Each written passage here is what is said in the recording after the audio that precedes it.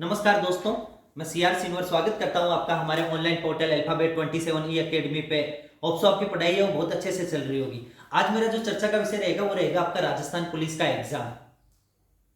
आप लोगों ने देखा होगा राजस्थान पुलिस कांस्टेबल के एग्जाम की जो डेट है वो डिक्लेयर हो चुकी है। 8 पारियों में इस बार आपका पेपर होगा। लगभग 16 लाख से ज्यादा कैंडिडेट अपनी किस्मत आजमाएंगे। आज मैं आपको बताऊंगा कि जो नॉर्मलाइजेशन की प्रक्रिया है वो राजस्थान पुलिस कांस्टेबल में नहीं होती है। 8 पारियों में एग्जाम होगा फिर भी नॉर्मलाइजेशन नहीं होगा। इसके अलावा उन लोगों पर चर्चा करेंगे जिन्होंने एक से ज्यादा फॉर्म भरा है। और फाइनली मैं आपको यह भी बताऊंगा कि अगले 70 दिन, लगभग 70 दिन मानते हैं क्योंकि बीच में होली आ जाएगी, 2-4 जीवन आ जाएंगे, तो अगले जो 70 दिन है उनको आप कैसे काम में लोगे।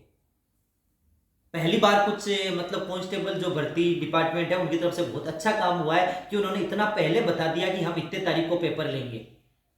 वरना ज्यादातर ये होता है फॉर्म शुरू होते हैं और कहना शुरू कर देते हैं हम 1 महीने बाद पेपर लेंगे भाई। 1 महीना निकलता है तो और 1 महीना आगे की बात कर लेते हैं, तो ना तो कोई अच्छे से तैयारी कर पाता है ना वो। तो सबसे अच्छा मुद्दा ये है कि 70 डेज का एक प्रॉपर टाइम टेबल बनाइए, शानदार तैयारी कीजिए, सिलेक्शन होगा ही होगा। तो सबसे पहले बात करते हैं नॉर्मलाइजेशन नहीं होगा। नॉर्मलाइजेशन इसलिए नहीं होगा क्योंकि जो पेपर होता है वो आपका डिस्ट्रिक्ट वाइज होता है।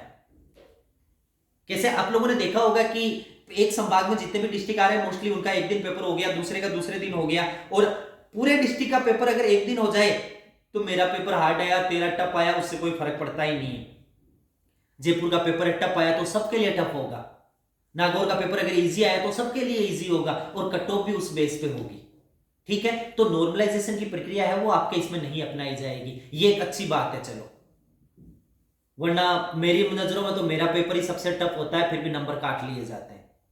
ठीक है, 2 नंबर बात करते हैं कि अगर आपने एक से ज्यादा फॉर्म भरा है तो और थोड़ी सी पॉसिबिलिटी है कि बढ़ गई है कि आप सारे फॉर्म जितने भरे, अगर आपने 2-4 भरे तो एग्जाम देने की संभावनाएं बढ़ी है। क्यों? क्योंकि 2 शिफ्ट बढ़ गई। पिछली बार कितने शिफ्ट में पेपर था आपका? 6 शिफ्ट में पेपर था। इस बार जो पेपर है वो आपका 8 शिफ्ट में होगा। तो एक बार आपके परमिशन लेटर वगैरह जारी हो जाए तो आप प्रायोरिटी बेस पर रखिएगा कि मुझे कहां कहां से पेपर देना है और अधिक से अधिक मैं पेपर दे पाऊं।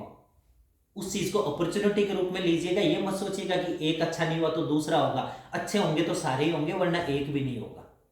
वो आपकी मेहनत पे डिपेंड करता है, आप कैसे पढ़ रहे हो, क्या पढ़ रहे हो। हाँ, अब बात करते हैं थोड़ा सा स्ट्रेटजी पे।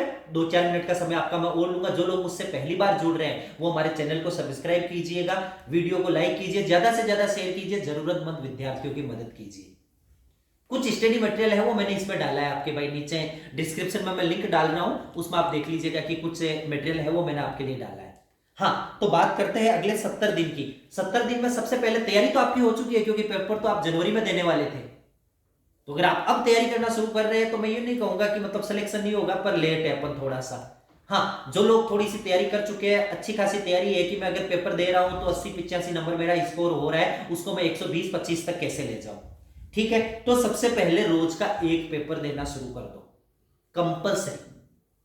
मैं आपको एक बात बता देता हूं, अपन ऐसे ही अपने आप में फूले रहते हैं कि मुझे सब आता है।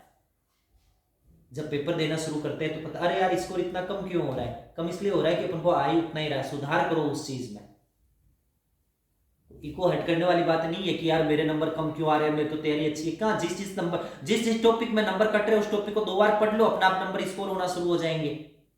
तो पहली बात क्या होगी? रोज का एक पेपर। पेपर को एनालिसिस जरूर कीजिएगा कि नंबर किस में कट रहे हैं। ऑनलाइन पेपर ढूंढिएगा, सबसे बेटर रहेगा। ऑनलाइन में क्या होगा कि चेक अपना आप हो जाएगा, पता भी चल जाएगा कि स्कोर कितना है। हाँ, नंबर 2 बात करते हैं पढ़ना कैसे। रीजनिंग का रोज का एक टॉपिक।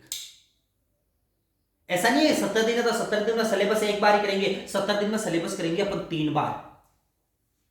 समझ रहे हो मेरी बात को? तो सबसे पहले तो अगले 30 दिन का स्ट्रेटजी है 30 पेपर के अलावा हम ये लोग क्या करेंगे कि रीजनिंग का रोज का एक टॉपिक। कुछ टॉपिक मैंने डिस्क्रिप्शन में लिंक में डाल रखे, आप वहां से पढ़ सकते हैं। इसके अलावा कुछ ऑफलाइन क्लासेस भी होगी जो बिल्कुल फ्री होगी, वो भी मैं जल्दी आपको बताऊंगा लोकेशन बेस पे कि अपन कहां पढ़ेंगे, कैसे पढ़ेंगे। हाँ, बात करते हैं रीजनिंग का एक टॉपिक। जीके में कोई सा भी पोर्शन लेके चलो, उस पोर्शन को पूरा करके ही उठना है। जरूरी नहीं है एक दिन में पूरे सब्जेक्ट पढ़े जाए। ज्यादातर होता है ना 1 घंटा रीजनिंग पढ़ लो, 1 घंटे ज्योग्राफी पढ़ लो, 1 घंटे हिस्ट्री पढ़ लो। ना ना, रीजनिंग का एक टॉपिक पढ़ लिया, हिस्ट्री पढ़ रहा हूं, हिस्ट्री का वो पोर्शन पूरा ना हो तब तक चाहे ओल्ड डे हिस्ट्री चलने दो, कोई इश्यू नहीं है। ज्योग्राफी अगले दिन पढ़ लेंगे, साइंस अगले दिन पढ़ लेंगे। क्योंकि एक चीज को 3 बार पढ़ना है अगले 70 दिन में, ये बात गांठ बांध लो। तो मेरी बात समझ में आ गई आपको? ऑल ओवर टॉपिक वाइज मैं आपको क्या बताऊं, क्या पढ़ना है क्या नहीं पढ़ना है। आप लोगों ने सबने कोचिंग की है, सब होशियार हो, सबको पता है कि कैसे पढ़ना है। और ये बात मैं आपको बार बार कहता हूं, ध्यान रखिएगा, एक नौकरी आपके परिवार का पूरा फ्यूचर, सब कुछ डिपेंड रहेगा उस पर भाई। जितनी मेहनत कर सकते हो कीजिए। होली में अगर कोचिंग का 7 दिन का अवकाश रहता है तो आपको 7 करे, जरूरी नहीं है 1 या 2 दिन में होली हो जाती है। अगली होली नौकरी के साथ मनाएंगे और अच्छा लगेगा। कोचिंग संस्थान कितना भी ऑफ करे वो उनका, वो आपके लिए थोड़ी है। सेल्फ स्टडी पे फोकस कीजिएगा अगले 70 दिन तक, ये बात गांठ बांध लो भाई। ठीक है, रोज का एक पेपर, साइंस का टॉपिक लेके बैठ रहे हो, टॉपिक को अच्छे से रट डालो, उसके क्वेश्चन करो, ऑनलाइन करो, ऑफलाइन करो। और भी स्टडी मटेरियल चाहिए तो डिस्क्रिप्शन में टेलीग्राम का चैनल का लिंक दिया है मैंने, वहां पे जरूर जाइएगा। मैं कोशिश करूंगा कि अधिकतम आपको स्टडी मटेरियल अवेलेबल करा सकूं। समझ में आई सारी बात। नॉर्मलाइजेशन नहीं होगा, एक से ज्यादा फॉर्म भरे हैं तो पेपर दे पाओगे। स्ट्रेटजी है रोज का एक पेपर, अगले 30 दिन का टारगेट सिलेबस पूरा पढ़ना है। अगले 20-22 दिन में फिर सिलेबस पढ़ना है। लास्ट के 10 दिन तो आपका रामबाण रहता है, 1 वीक सीरीज एक रात में याद हो जाती है। वो लास्ट के 10 दिन होते हैं एग्जाम के, सब कुछ याद हो जाएगा, ऐसे छप जाएगा। टारगेट 120 लेके चलिए, सिलेक्शन होगा ही होगा। कहीं से भी फॉर्म भरे, पोस्टें कम है, पोस्टें ज्यादा है, बहाने हजार है, उन बहानों को एक बार साइड में रखिए, मन में धीरज रखिए कि मैं बेस्ट हूं, सबसे अच्छी तैयारी मैं कर रहा हूं। और बिल्कुल फैक्ट है, आप जितनी मेहनत कर रहे हो कोई नहीं कर रहा है। सब लोग गांव में बैठे हैं, आप पिछले 3 महीने से अपना गांव छोड़ के, अपना घर छोड़ के बाहर मेहनत कर रहे हैं, अच्छे से मेहनत कर रहे हैं। बहुत सारे स्टूडेंट ऐसे हैं जो 10-10, 12-12 घंटे रोज पढ़ रहे हैं। आपसे आगे कोई नहीं है, खुद में फेथ रखिए भाई मेरे। ठीक है, समझ गए मेरी बात। वीडियो को ज्यादा से ज्यादा शेयर कीजिएगा। स्टडी मटेरियल आपको मैं और अवेलेबल करवा दूंगा।